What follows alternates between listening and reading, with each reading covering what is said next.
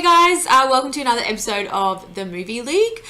Today we're going to be talking about a movie that was released on Netflix a little while ago, just a couple of weeks ago.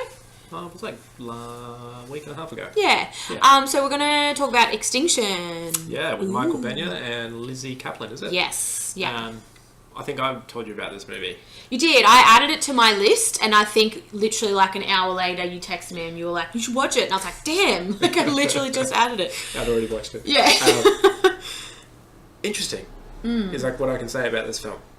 It didn't get too much praise critically, so it got smashed on Rotten Tomatoes. I think it was like 37%. 27%, I think, or something. 27%. Yeah. Mainly because it started off as a run-of-the-mill invasion kind of movie. Classic. Yeah. Or not so much because he was having Michael Pena's character, who is the main character, he was having visions of an invasion that's coming. And it plays out like an invasion film to begin with. But there is a Shyamalan twist. It's very good way to describe it. Yeah, and it just made the entirety of the film like, oh wow. Yeah, but like, I think really the problem with Extinction is, spoilers by the way. Always. Extinction, the whole film is set around this one twist.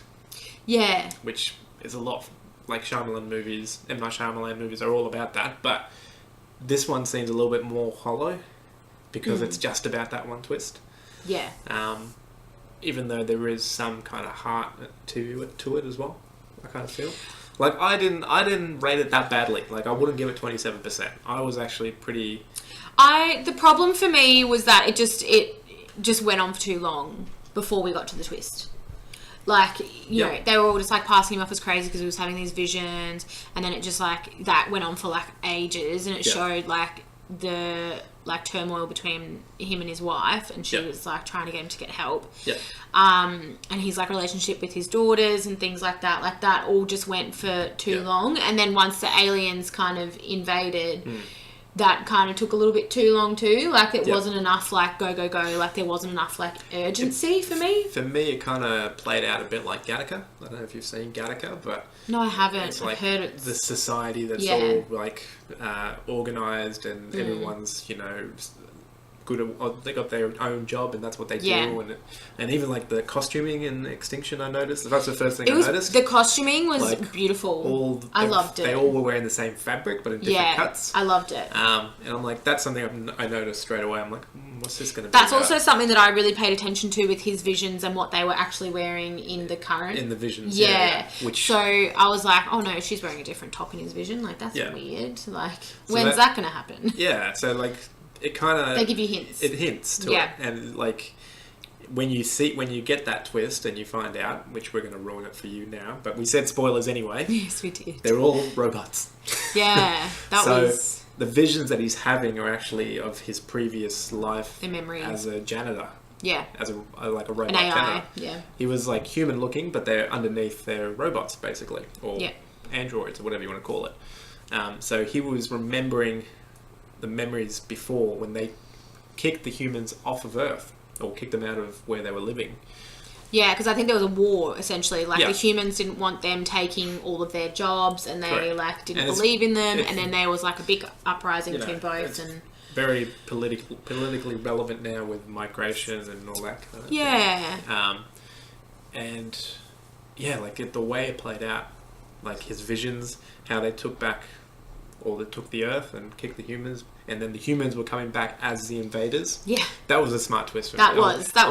Because when I saw the suits they were wearing, you're just like, oh, aliens. Were they meant to be aliens? Done. Really? They weren't. They didn't look that cool as aliens. With those bulb. And also, like, this was when I was like trying to consider all like aspects of it. I was like, were they purposely trying to look like aliens so that way they didn't think that they were human and they thought that they were another species?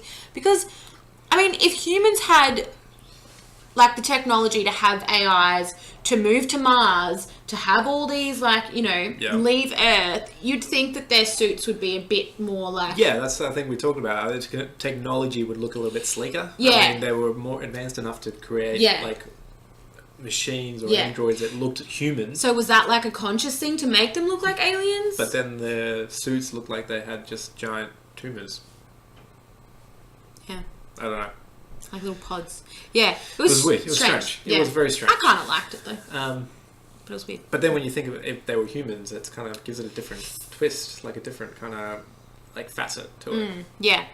And then the part where the little girls, Yeah, the daughters. I was literally just thinking about that. yeah, and like they were like in the past when they were robots and they knew they were robots.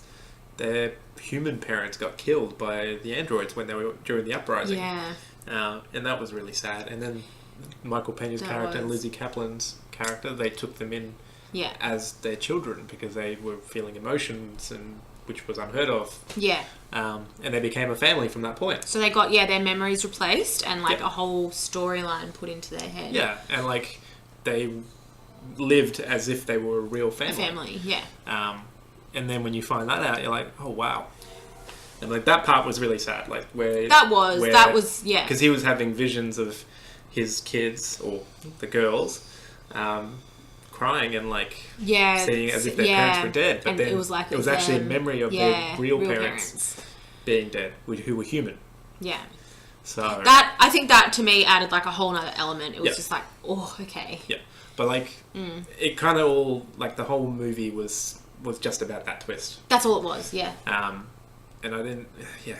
It was just a classic Netflix. Like, this is actually something that my friend said to me today because she got halfway through it and then I was like keep watching it. Keep watching it. Yeah. Keep watching it. Like persist.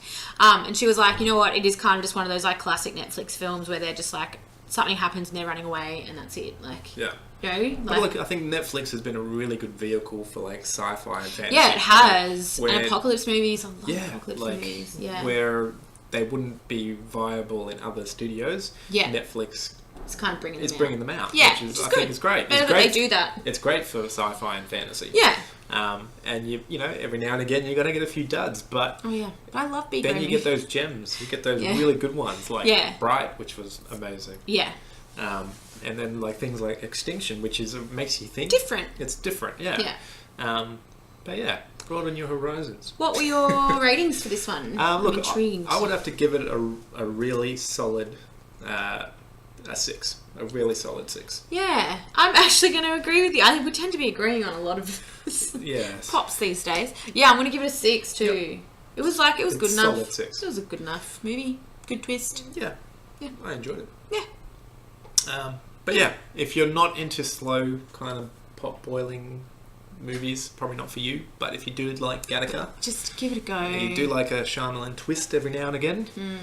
This will be the one for you. But you've already know what the twist is, so we're Sorry.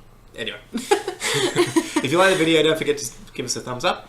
Leave some comments down below so we can start a discussion. Yep. And don't forget to follow us on the Movie League on Instagram, Facebook, and we also have a website for our store where we sell really cool figurines and trading cards and all things geek. All the things.